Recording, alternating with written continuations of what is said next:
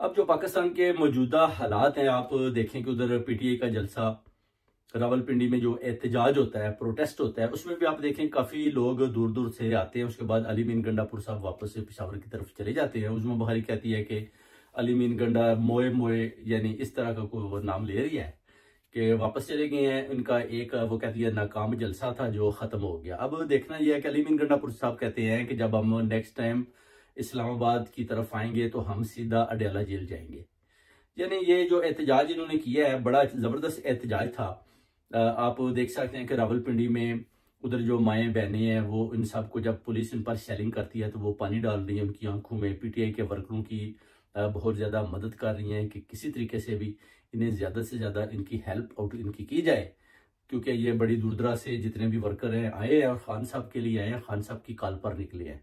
उसके बाद आप देखें कि जब ये जलसा अपना जो आप प्रोटेस्ट खत्म होता है, उसके बाद अली मीन गंडापुर साहब इन सब को कहते हैं कि चलें जी हम अब वापस पेशावर की तरफ चलते हैं। मगर जो वर्कर हैं वो जाने से इनकार करते हैं। वो बार बार जोर देते हैं, नहीं जी अली मीन गंडापुर को कि आप चले अडयाला जेल की तरफ चलते हैं। उधर अडयाला जेल के सामने बैठते हैं, उधर प्रोटेस्ट करते हैं, उधर धरना देते हैं, खान साहब को अडयाला जेल से निकलवाते हैं। मगर अली मीन गंडा गाड़ी के आगे बैठ जाता है और उनको बोलता है जी कि आप चले, इस वक्त अभी हमें पेशावर की तरफ जाना है हर सूरत में। और नेक्स्ट विजिट पर वो कहता है मैं प्रॉमिस करता हूँ मैं दोबारा आप लोगों के साथ आऊंगा और खान साहब को अडयाला जेल से हम बाहर निकालेंगे।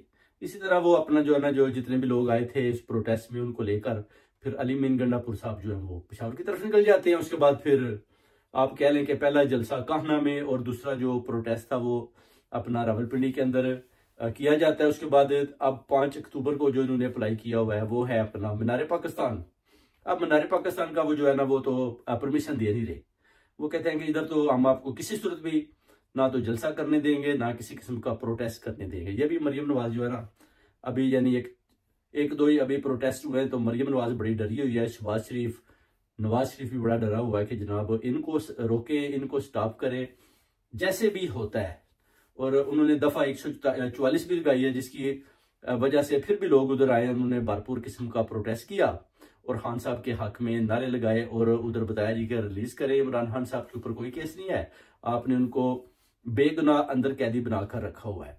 तो ये सारे अभी हालात जा रहे हैं, शेलिंग काफी हुई है। मगर उसके बाद आप देख सकते हैं कि सोशल मीडिया पर सब कुछ दिखाया जा रहा है, मगर बड़े टीवी पर इंटरनेशनल लेवल पर इन चीजों को दिखाने से वो कासर है। वो कहते हैं कि जितना ज्यादा दिखाएंगे उतना ज्यादा जो है ना, फिर वो लोगों में जज्बा आएगा और लोग बाहर निकलेंगे, वो देखेंगे कि शायद इधर कोई जंग का आलम है। तो इस तरह की बातें हो रही है। अभी जो आप देखें, जो अपना हसन नसरुल्लाह की शहादत होती है, उसके बाद अभी जो उधर की अवाम है वो भी यही कहते हैं जी कि कश्मीर और फलस्तीन का मसला जो है ना, वो अगर को हल कर सकता है तो वो इमरान खान है। इमरान खान को रिलीज किया जाए, इमरान खान उनसे बातें करते हैं, इमरान खान उनके साथ मुज़ाकरात करते हैं तो फिर हमारी जान छूट सकती है इसराइल की तरफ से।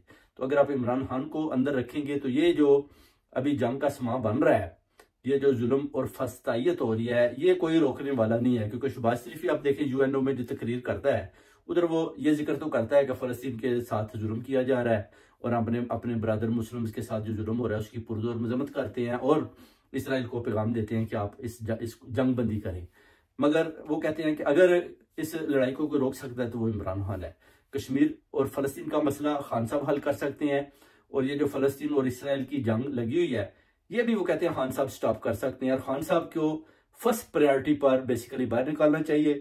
अगर खान साहब बाहर आते हैं तो फिर आप देखें कि वो कैसे यूएनओ में जाकर अपना जो है मुद्दा बयान करते हैं और कैसे इसराइल उन लोगों को भी मैसेज देते हैं कि जनाब इसको जंगबंदी फौरन से पहले की जाए और पाकिस्तानी सरहदों को भी और ज्यादा इंशाल्लाह मजबूत करते हैं। मगर जब तक खान साहब बाहर नहीं आएंगे ये मसले पाकिस्तान के किसी सूरत में ना तो हल होते दिखाई देते हैं और ना ही मुल्की लेवल पर फलस्तीन और इसराइल का किसी किस्म का मसला हल हो सकता है।